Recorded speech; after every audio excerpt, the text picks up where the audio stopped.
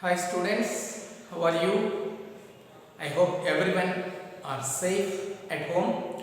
Take the safety precautions that wearing the mask and sanitizing your hands in a best manner and avoid going out. Now this is the time sitting at home with your books and the writing material. Now we are going to enter into the new session and new way of learning. New way of learning. So today onwards we will be meeting like this for some extent till we come back to the classroom environment.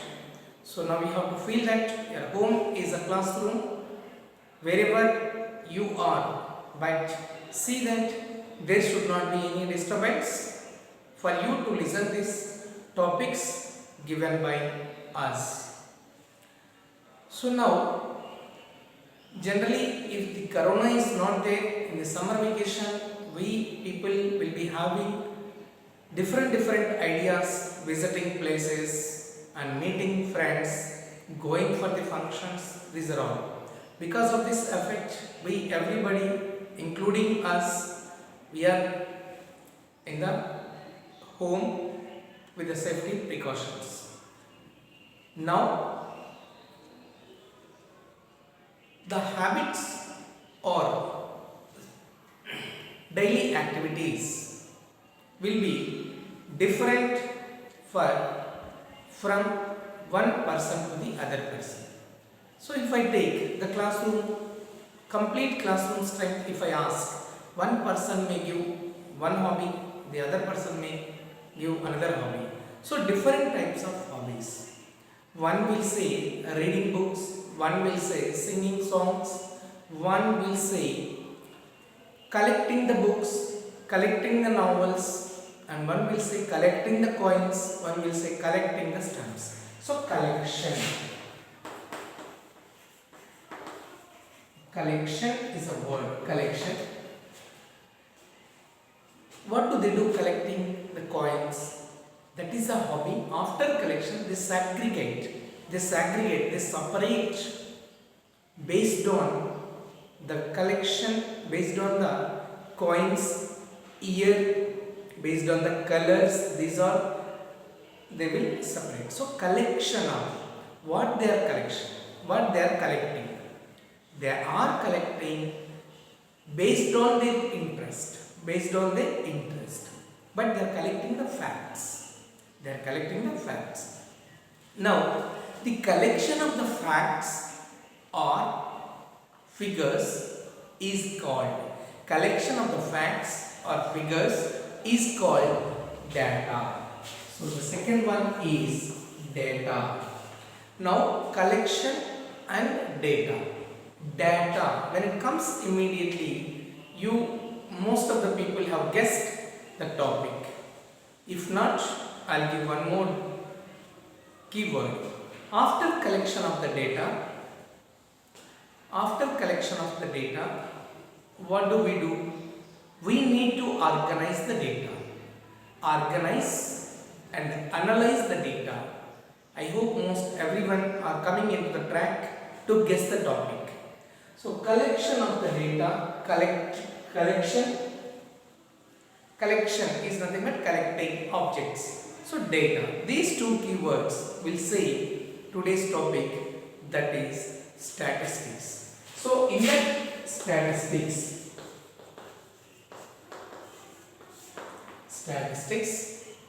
collection of the data, and after collection, the hobby may be different. Some people, they may collect the different types of colors, different types of toys. See, I have in my hand some blocks. These are all which color? Yellow color blocks, and orange, then pink, then green. These are the different colors of blocks which I have. So these blocks, different persons will have different types of hobbies.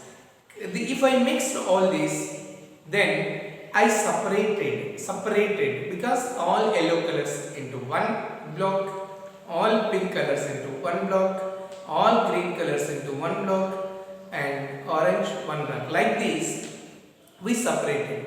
If not separated, all will be mixed. So after collection, then we need to organize, organize the data. Organize. After organizing, we come to know, analyze the data. What exactly the data? Organizing and analyzing. So now, collection of objects or the figures or the facts. Collection of facts or figures for a definite purpose. You see the term definite purpose is called data. When we are collecting, there must be some reason. When we are collecting, there must be some reason. Without reason, if you collect the data, there is no meaning. Without the reason, if you collect the data, there is no meaning. So, for a definite cause, for some purpose we are collecting the data. For some purpose we are collecting the data. That is a definite purpose. For a definite cause we are collecting the data. So, collection of figures or objects or facts for a definite cause is called data. The best example, every 10 years the Indian government will be collecting the census, the people, what is the newborn child, how many are there, and what facilities of the government people are having, at least the minimum facilities, maybe the cylinder or the fridge, or they are using two-wheeler or they are using four-wheeler, or some people they may not have two-wheeler also. So the data are how many employees, how many people are working in that particular house or home, whether everybody is working or only one person is working, or are they going to school or not going to school. So this data will be collected by the Indian government for a cause, for a definite cause. What do they do? After collection of the data, they come to know, they will analyze the data, they will organize the data into different categories. How many people are working in this location, in this particular state, how many people are working, how many employees are there, how many kids are there in the school zone, how many people are having two-wheeler, how many people are having four-wheeler. These all they will be segregate. So that is nothing but organizing the data. So in this, after collection, so collection of the data are two types. One is primary data and the second one is secondary data. Primary data and secondary data.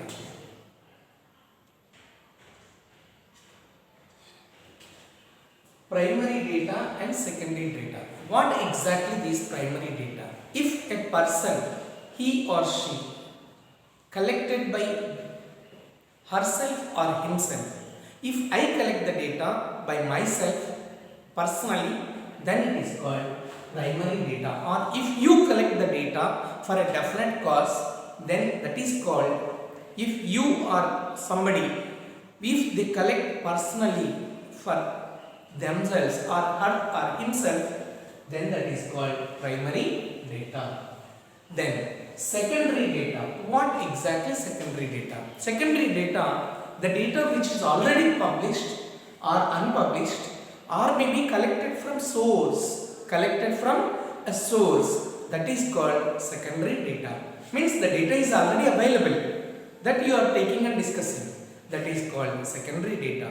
Or which is already published in a paper or a magazine, may not be published but it is available in a source, a particular source, that is called secondary data. So this primary data and secondary data, then I said after collection the data we need to organize. So if the data is not organized, the data which is collected by you or somebody directly, that is called raw data. If not organized into groups, then that is called raw data. Suppose just now I showed colors. if the colors are not separated. Here we have some colors in my hands. These are the three different colors.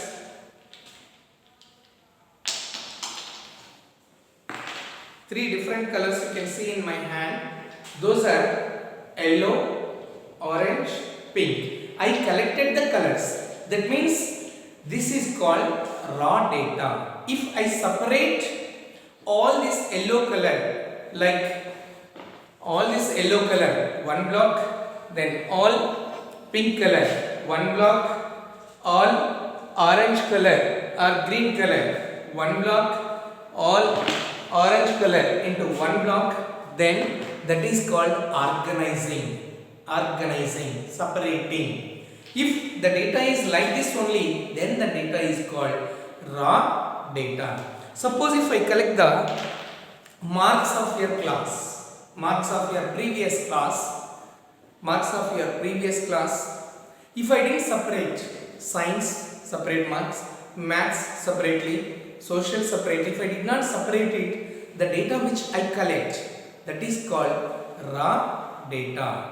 Even if you people, you may be collecting the toys of different toys, but if it is not segregated, means whatever the toys you are collecting and putting it, that is called the raw data. If you separate all cars one place, all two-wheelers or playing toys or dolls, these are all, if you separate, then it is called organizing the data or grouping into something. So organizing data, if you are not separating, then that data is called raw data. Primary data is nothing but if you collect yourself or somebody collect herself or themselves, that is called raw data.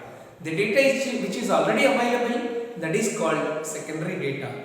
If not organized, if not separated, the collected data, even that is called, that also can be called raw data. That also can be called as raw data.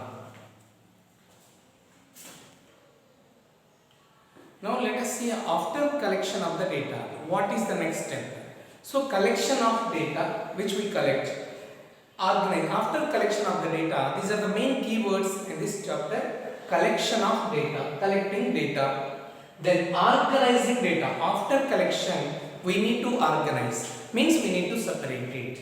We need to organize based on the information. We need maybe grouping, that is nothing but grouping. So organizing the data, analyzing the data. Here analyzing means understanding the data, what for, what exactly, for what cause it is, analyzing the data.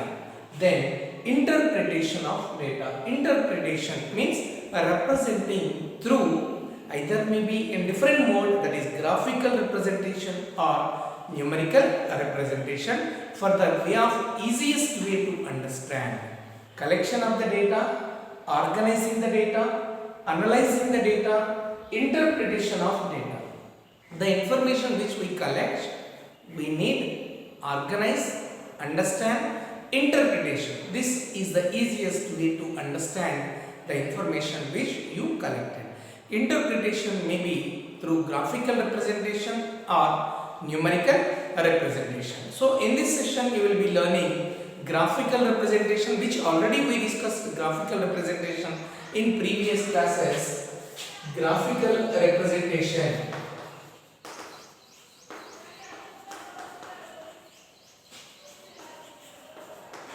Graphical representation, that is by using some pictures. So interpretation of the data is two types. One is graphical representation and numerical representation. Graphical representation, one is pictograph. What exactly pictograph? The data will be represented through pictures. By using a one keyword, means each picture represent maybe 100 units or 1000 units or 10 units. So that is pictograph. Like this. One key is equals to 10 units or 100 units based on the data. Second one, we learned already, that is bar graph. Bar graph, rectangular bars. We use graph, the same information can be represented as a bar graph by using the rectangular bars with equal space, between the rectangular bars, that is bar graph. Then in the previous classes you already learned histogram, how to represent histogram.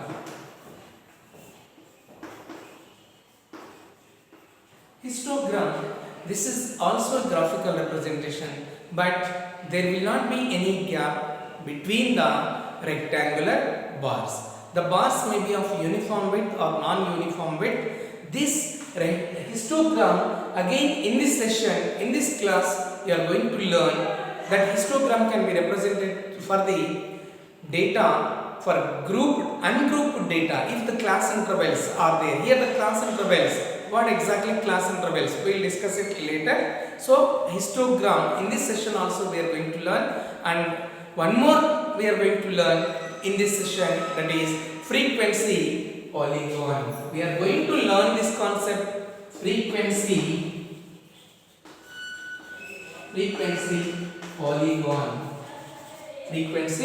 polygon. These three we learned already, but again we are going to do histogram and frequency polygon in this session. So histogram, when it comes to the histogram, then we need to understand the data, whether it is grouped, ungrouped data or grouped data.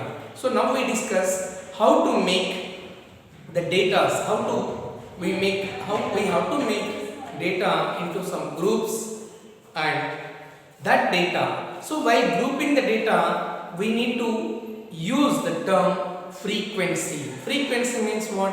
Which will be how many times the value will be occurring. How many times the value will be occurring. So here we have grouped data and ungrouped data.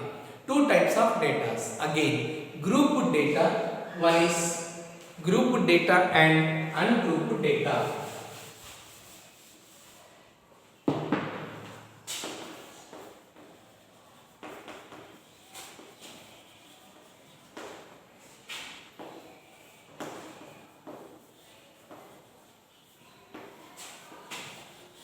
So newly you are learning grouped data in this session. Ungrouped data we already learned.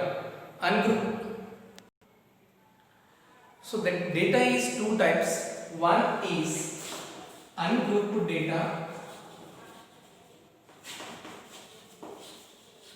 and grouped data. Ungrouped data means the data which we collected, the given information, which we call it as raw data, which is not organized, which is not into grouped, that is called ungrouped data. Grouped data means the data which will be divided into some groups, which are called as class intervals. So these already you learned grouped and ungrouped and grouped data, but further again one more time we are going to discuss about these data. So one is ungrouped data, grouped data. Ungrouped means which is not grouped. Grouped data means which is grouped. How to group? Based on the given information we are grouping. That groupings are called class intervals. First let us see what ungrouped data. In this ungrouped data, we need to understand one more word, that is frequency. One more word, that is frequency.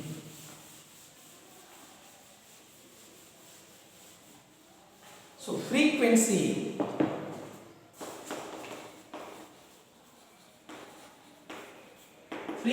means how many times that value will be occurring. Suppose when I am reading a word or maybe numbers. Now letter, L-E-T-T-E-R, letter. In that L, example, L-E-T-T-E-R. In this you see L, how many times we have L? One time. E, we have two times. And T is appearing two times. L is one time, E two times, T 2 times, or 1 time. So that is called frequency. That is called frequency. L, how many times it is appearing. T, how many times it is appearing. So that how many times it occurs, that is called the value which occurring. How many times it occurs, that is called the frequency. That is called the frequency. So here for ungrouped data, frequency means the value which is occurring, how many times it occurs, that is called the frequency. We see one example how to prepare a frequency, how to get a frequency distribution table. For the given information we are going to discuss how to prepare frequency distribution table, and you already know how to what exactly frequency distribution table by using tally marks.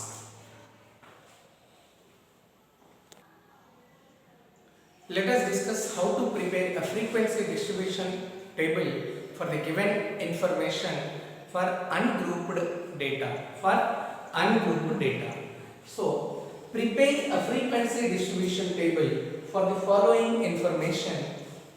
Blood groups of 20 people. The data is collected of blood groups of 20 people. So that we are going to that data we are going to prepare a frequency distribution table. Frequency means how many times it is occurring. The value which is occurring, how many times it is occurring. Now, blood groups are given A, B, AB, O and so on like this. So when you are preparing a frequency distribution table, first column the information, that is blood groups. Then by using what we are tally marks, so tally marks, then how many times that particular entry is occurring, how many times that particular observation, particular entry or particular value or particular group is occurring, that is frequency. So when it comes first one, we have blood group A. So when A is there, how many times? So here 1, 2, I just explaining here by you use the pencil when you are preparing, when more number of values are there. 1, 2, 3, 4, 5, 6, 7. Totally 7 times the blood group A. 7 people are having out of 20. So 1, 2, 3, 4. After 4, then we need to cross, because this 5, that indicate as 5. So this is 5, then 6, 7. So A, blood group A, 7 people are having. So the frequency means 7 people are having, that is 7. Next, B, blood group B, 1, 2, 3, then 4. So 1, 2, 3, 4. 4 people are having B group. Then next AB.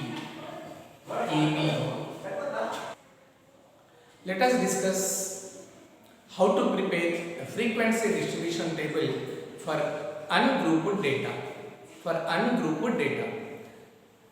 Prepare a frequency distribution table for the following information. The information is about the blood groups of 20 people. So blood groups of 20 people, the data is collected, that we are going to prepare a frequency distribution table. Frequency means how many times it occurs. The particular entry or a particular value or a particular observation or a given value. How many times it occurs. Frequency distribution table means how many times the value. That blood group, first we need to divide blood groups, then tally marks, then frequency. So blood groups, different blood groups are here. First one is A. So blood group A, how many times it is occurring? So 1, 2, 3, 4, 5, 6, 7 times the blood group A. So 7 people are having 1, 2, 3, 4. Shall we continue up to 7? No. We need after 4 to make the data, to understand it easily. We do one cross line, this cross line. That means this complete group tells us 5. The complete group tells us 5. So this is 5. More 2. 1 and 2. So 5 and 2, 7. So 7 people are having. That 7 is frequency. 7 is frequency. Next blood group B. 1, 2, 3, then 4. So 4 people. 1, 2, 3, 4. 4 is the frequency.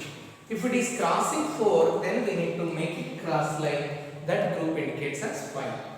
Then another blood group AB. AB we are going to do AB. AB group. 1, 2, then 3, 4. So 1, 2, 3, 4. Here 4.